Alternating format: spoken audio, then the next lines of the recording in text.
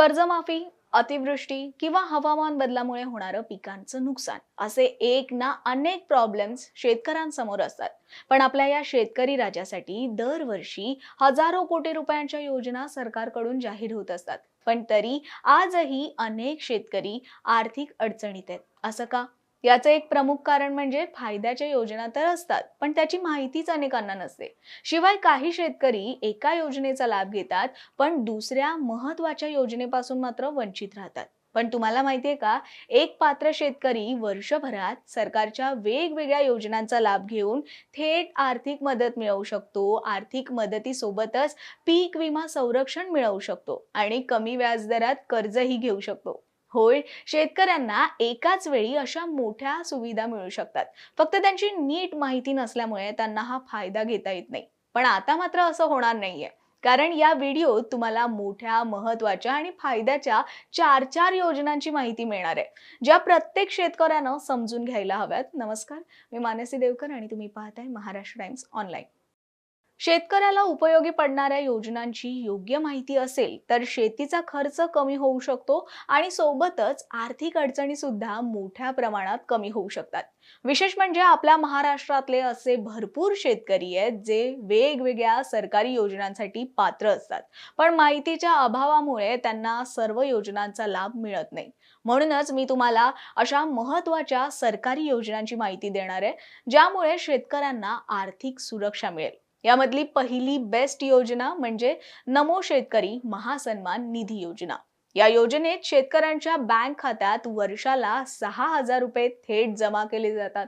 3 हप्त्यांमध्ये प्रत्येकी 2,000 रुपयांप्रमाणे ही रक्कम दिली जाते. शेती करताना बियाणं, खत, औषधं, मशागत किंवा असे इतर अनेक खर्च कायमच सुरू असतात. अशा वेळी ही रक्कम शेतकऱ्यांसाठी छोटासा आर्थिक आधार ठरू शकते. या योजनेचा सर्वात मोठा फायदा म्हणजे पैसे मिळवण्यासाठी तुम्हाला कुठेही फेऱ्या माराव्या लागत नाहीत.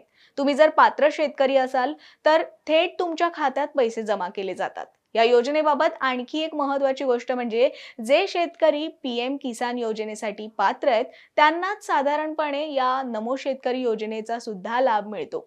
पीएम किसान ही केंद्र सरकारची योजना असून केंद्र सरकारकडून मिळणारे 6,000 रुपये आणि राज्य सरकारकडून मिळणारे 6,000 रुपये असे दोन्ही योजना मिळून वर्षाला एकूण 12,000 रुपये शेतकऱ्यांच्या खात्यात जमा होऊ शकतात. त्यामुळे शेतीच्या रोजच्या छोट्या मोठ्या खर्चासाठी आर्थिक हातभार लागतो. फक्त एक गोष्ट लक्षात ठेवा, ते म्हणजे या दोन्ही योजनांचा लाभ मिळण्यासाठी पात्रता आणि पडताळणी ही वेगवेगळी केली जाते. म्हणजेच फक्त एका योजनेचा लाभ मिळतो म्हणून दुसऱ्याचा लाभ आपोआप मिळेलच असं नसतं. योग्य निकष पूर्ण केल्यावरच तुम्हाला या दोन्ही योजनांचा फायदा मिळतो. आता वळूया दुसऱ्या योजनेकडे, म्हणजेच प्रधानमंत्री पीक विमा या योजनेकडे.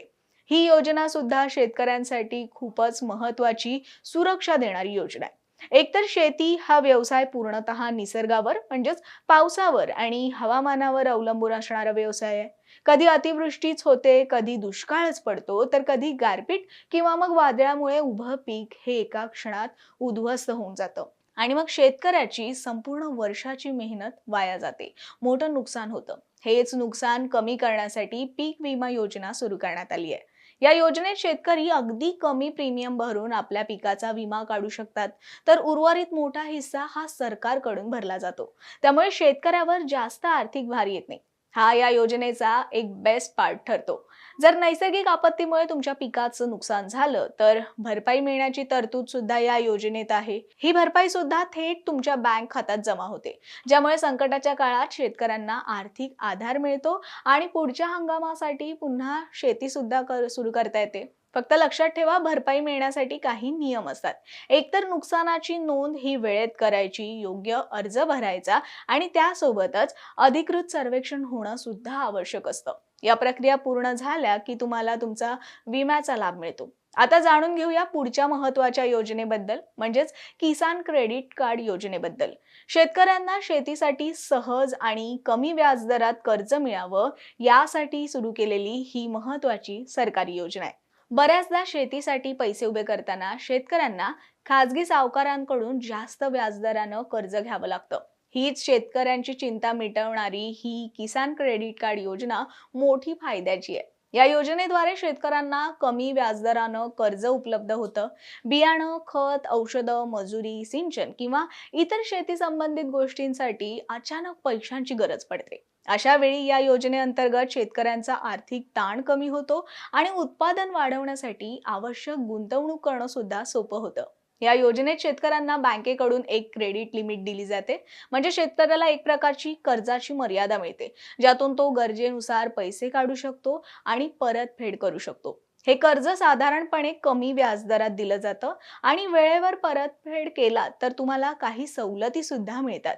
बँकेमार्फत ही सुविधा शेतकऱ्यांना उपलब्ध करून दिली जाते आणि त्यासाठी शेतकऱ्याची जमीन, उत्पन्न आणि गरज यावर आधारित कर्ज मर्यादा सुद्धा ठरवली जाते. यासाठी तुमच्याकडे योग्य कागदपत्र असायला हवीत. त्यानंतर पात्रता पूर्ण केल्यावर शेतकऱ्यांना हे कार्ड दिलं जातं. तर या आहेत 4 मोठ्या फायद्याच्या योजना. पण आता प्रश्न असा आहे, की या योजनांपैकी सर्वाधिक फायदेशीर योजना कोणती? तर याचं उत्तर म्हणजे तुम्ही या सर्व योजनांचा एकत्रित लाभ घेऊ शकता. तुम्ही अगदी बरोबर ऐकलंय. एकतर नमो शेतकरी आणि पीएम किसान योजना या दोन्ही योजनांमधून शेतकऱ्याला वर्षाला थेट पैसे मिळतात. तर तिसरी योजना म्हणजे पीक विमा योजना. यामध्ये तुम्हाला पाऊस, दुष्काळ किंवा गारपीट यामुळे पीक खराब झालं तर त्याचं नुकसान भरून काढायला मदत मिळते. आणि चौथ्या किसान क्रेडिट कार्ड योजनेत शेतीसाठी कमी व्याजात बँकेतून पैसे मिळतात. म्हणजे एकाच शेतकऱ्याला सरकारकडून पैसे, पिकांचं संरक्षण आणि शेतीसाठी कर्ज अशा तीनही गरजा पूर्ण करता येतात आणि फायदाही मिळवता येतो. म्हणूनच जर एखादा शेतकरी या 4ही योजनांसाठी पात्र असेल तर त्याने सर्व योजनांचा लाभ घेण्याचा प्रयत्न करावा. तुम्ही किंवा तुमचे कोणी शेतकरी मित्र असतील किंवा तुमच्या कुटुंबात जर कोणी पात्र शेतकरी असेल तर त्यांना हा व्हिडिओ लगेचच शेअर करा आणि तुमच्या मते शेतकऱ्यांसाठी सर्वात उपयुक्त योजना कोणती हे सुद्धा नक्की सांगा. आणि अशाच शेतीविषयक किंवा सरकारी योजनांची माहिती जाणून घ्यायची असेल तर महाराष्ट्र टाइम्सच्या यूट्यूब चॅनलवर तुम्हाला सरकारी योजना या प्लेलिस्टमध्ये सविस्तर माहिती मिळेल. फक्त त्यासाठी चॅनलला सबस्क्राईब करायला विसरू नका आणि फेसबुक पेजलाही लाईक आणि फॉलो करा.